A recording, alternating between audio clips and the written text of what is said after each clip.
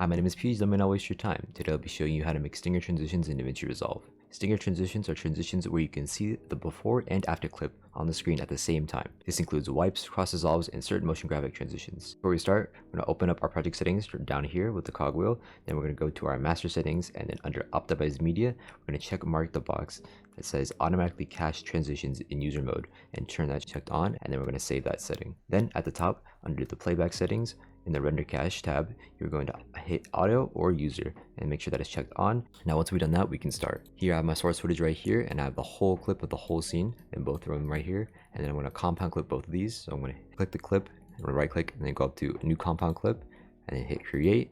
And then I have it mounted C, so I can do it really quickly, just like that. And now I'm going to shorten these clips down to 2 seconds each for me. But for you, you're going to sync it to your edit where you want to place a stinger transition. Once we have that done, we're going to need to choose how long we want our stinger transitions to be. I'm going to have the stinger transition be about 18 frames long, so I need to shorten this first clip by 9 frames. So 1, 2, 3, 4, 5, 6, 7, 8, 9. Let's shorten that down by 9 frames, and then we can extend this clip by 9 frames again. So we have our full clip in the length that we want it. What we are doing is making room with extra footage for our stinger transition to appear. You can see if I hold onto the edge of the second clip, that there's a little white line that indicates where the actual beginning of the clip begins. And that beginning of the clip is where our stinger transition is going to start. Now that we have this set up, we can go to our effects library. Then we're going to go down to video transitions under our toolbox, and then add this cross dissolve, which is the fusion cross dissolve, and drag it in between our clips just like this. What this will do is make a cross dissolve between these clips. You can see that that beginning of the clip is being used over here. And now we have our first stinger transition just like this. But in order to make our own stinger transitions, what we need to do is select this cross dissolve, right click it, and then go down to convert to fusion cross dissolve, and then it'll create this transition clip so we can make our own stinger transition. So we're going to click this and go up to our inspector under the transition tab, and then we're going to hit the wand next to the cross dissolve, and that'll take us to our fusion page for this effect. You can see that we have 18 frames to work with, and we can delete this cross dissolve right here.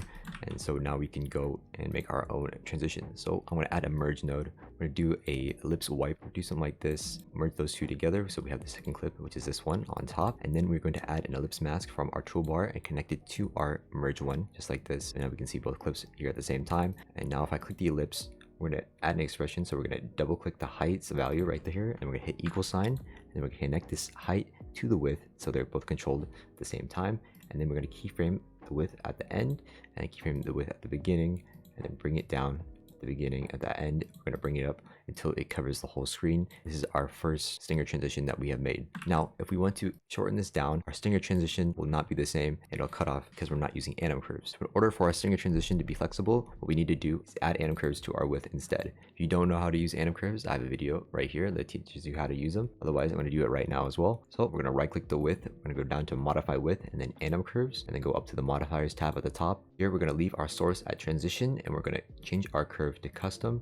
Then we're going to change our values. So the offset value is the beginning value. So we have our beginning value is going to be at 0, and our end value is its scale value. So that's going to be at 2, but we can bring it down to just have it be just around here like that, and that'll be good enough to see our transition just like this. And then now if we want to shorten this down, it will still go and do the full transition just like that. But now let's make a more complicated stinger transition. All right, for the next transition I'm going to show you, we're going to make a slide wipe with a circle or with any shape that we want. So I'm just going to use a circle in our example. So I'm going to add a circle. So I'm going to hit shift space. I'm going to type in S ellipse, and then hit shift and enter. And I'll still have my select tool tab up, and then I'm going to type in S render, and then we could change the size of our circle. So I'm just going to make it equal to the width and bring this up just like this. And so we have like a wipe like that. And next thing we're going to add is a transform node, and we're going to do our animation. So let's add the transform node, connect the S render to the transform, then the transform to the merge just like this. Let's view our transform. In order to do our slide, I'm going to do anim curves again. So I'm going to hit right click the center and hit modify width, and then go down to XY path. Go into our modifiers, and then unkeyframe these keyframes right here, and then we're going to change the X value. So we're going to right click the X, hit modify width, and then hit anim curves. This is how we're going to do our transition. So we want it going from right to left. So what we're going to do is change the original value. So it's going to start at the right side. So it's going to be over here, and then it's going to add this number to it. And so now right now it's going to the right. Now we need to change it so it goes to the left off screen just like this. And now we have our circle animating just like this. And in order to do our wipe, you can see right now that it's not really wiping the whole screen and leaving it the screen that we want there. So what we need to do is add a directional blur node below our transform node. So let's do that right now. Shift space directional blur, just use the top one and then add it to our graph like this. Let's view the directional blur, and we're gonna make our length go to the right. So make this go to the negative value. So we can actually do like -1, and now it's going all the way over to the right. Now in order for this to be solid, we're gonna change our glow to 10. And now we have something like that, but it's a little bit of fringe. So what we're going to add is an bitmap node just before or just after the directional blur. And then let's view the bitmap, and then let's bring the high down, and then we can bring the low a little bit up.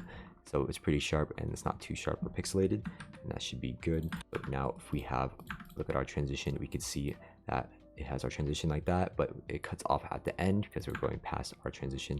So what we need to do is in our transform node, we need to go to edges and then hit duplicate. And so now it will always stay white when it goes past. Now we have that, and let me just add the circle at the beginning so we can see that the shape is being covered up by that. So we can add a merge node after this merge and then connect our shape to it like that.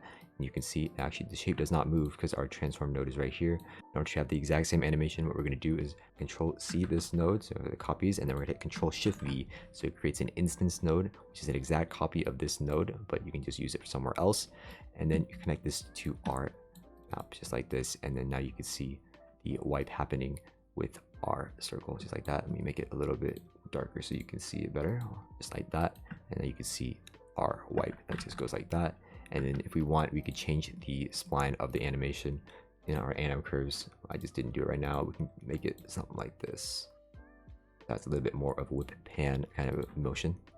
And yeah, that's how you do stingers for the most part. This is mostly the process that you're going to use for most of the stinger transitions. You're going to want it to show something and also mask out a certain section of it. And this is just the way that I do it. The last stinger transition I'm going to show you is going to be the burn transition. So we can go into our cross dissolve again. I just made a copy of all the stuff that we have. We can delete all of the stuff that we have here, and then we're going to hit shift space and add the burn away node. Basically what this does, if we have two inputs in, we could burn away one of the inputs just like that. And so what we need to do is right click the transition right here, hit modify with, and hit anim curves. We'll go to the modifiers, we have our anim curves, and then it just does the burn transition like this. And then you can mess around with all the other parameters that are here, and that's how you do the burn transition, or that's the stock way of doing it anyway. Now we have that. If you want to save some of these stinger transitions that you have, you can actually right click it and then go down to create transition preset, that's down here, and then rename it. So let's do ball wipe. And then we can go to our video transitions. If we scroll down to user, it should show our ball wipe right here, and then we could have our preset just like this for our ball wipe. If you want ideas for other transitions that you can do in Davinci Resolve, click this video right here. Otherwise, subscribe and have a good day.